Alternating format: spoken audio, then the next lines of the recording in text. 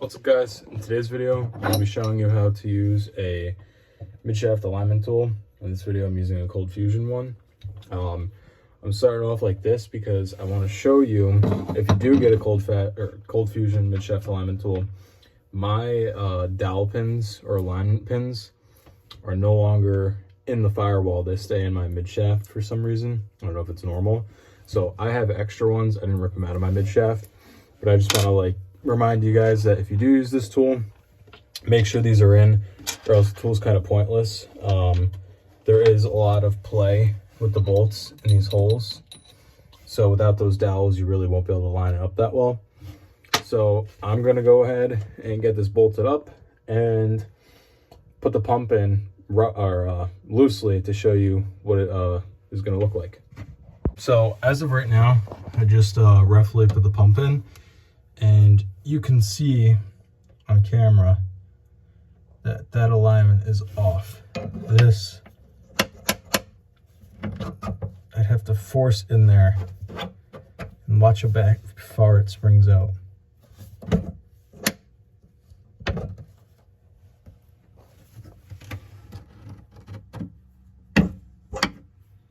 So all you really do is now, better if I had two people, but you gotta loosen all these back up, all four pump bolts.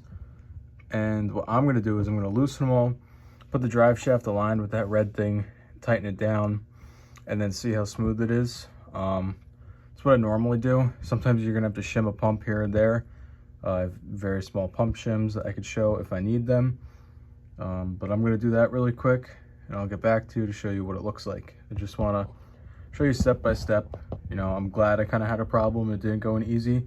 That way I could demonstrate what it's supposed to look like when the tool actually works correctly. All right, so I just finished aligning it, and I'm not gonna lie, I had a lot of trouble with it.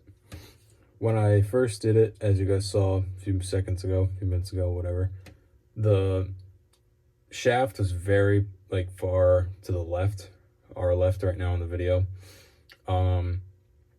And I actually had help trying to get it aligned, and I could not get it to work. I got it now, and I mean, it's, if I swap hands with this camera,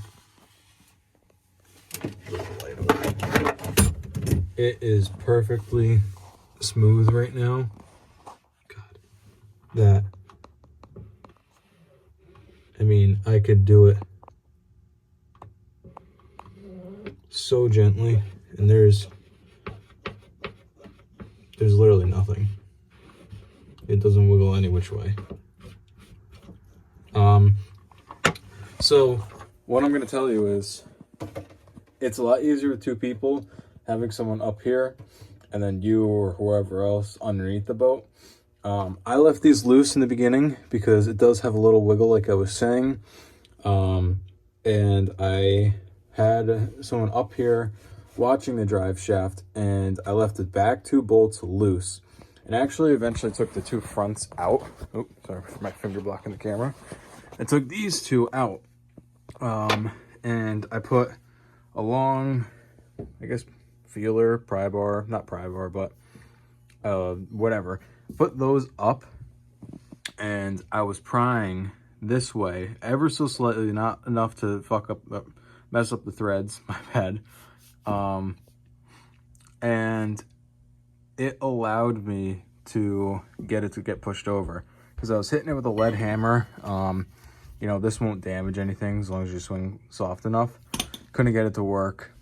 Took my socket extension and tried prying. You can't see anything back here. Tried prying on the pump tab where the rear bolt goes, and did not work, and actually bent my steering cable, which I'm extremely pissed off about, because I need a new steering cable now. It's not horrible, but it's bad enough that it annoys me. So anyways, take your time, don't get frustrated like me. Put the two rear bolts in, keep them loose. Put these in after, or don't put these in, keep the rear two in. Use one of these to wiggle it back and forth, side to side. Get your left to right aligned. Then tighten the two rears and you could check your up and down height of your drive shaft with these. I've always found it that I've never had to shim these. My Superjet, my square nose, came with them from the factory. I never checked the alignment like an idiot. But all the blasters I've worked on, I've never had to put shims in the pump. But it's super simple. This tool will save you a lot, because if I just took my mid shaft and bolted it on with the way it was that you guys saw in the beginning, it would have detonated the splines on my drive shaft and on my mid shaft, and I'd be out a lot of money. So take your time, get the right tool. Don't buy a cheap aftermarket knockoff cold fusion. People are out there scamming with them. Get the right one and make sure that it's all perfectly smooth. I mean, you cannot ask for a better alignment than that. So now my pump's in. I'm going to hook up some cooling lines down there, put real hose clamps on it, not zip ties. And I'll also show you in this video. So my pump is tapped. I tapped it for dual cooling. I'm going to be running a pipe on this boat, as you know. So right here, there's a brass T fitting, or 90. I'm using my stock siphon feed. It's going to be hooked up along with the stock cooling. You really can't see anything down here, I'm sorry. But I'm not running any stock siphon. Put a 62T plastic housing on here that doesn't have any. So back here now, which, God, you can't see anything. I'm going to be tapping into stock siphon hose, which is back there. And then this is my stock cooling. The stock siphon, I have fittings that converts the 3/4 to 1/2 inch, so I can run 1/2 inch cooling. So I'm going to cut some clamps in back there so I don't see them, and then get them out here. I'm also going to get rid of this reducer, whatever thing that is. I don't know. I don't want it. More hose clamps are bad, in my opinion. The less amount of hose clamps you have, the less chance you have of springing a leak or something bad happening. But I just want to show you guys that. I'm also going to be putting a bilge in this boat too. But my main priority was to get the pump in, mid shaft aligned, because now I could actually put my mid shaft in along with my bilge bracket and finally get the motor in this boat.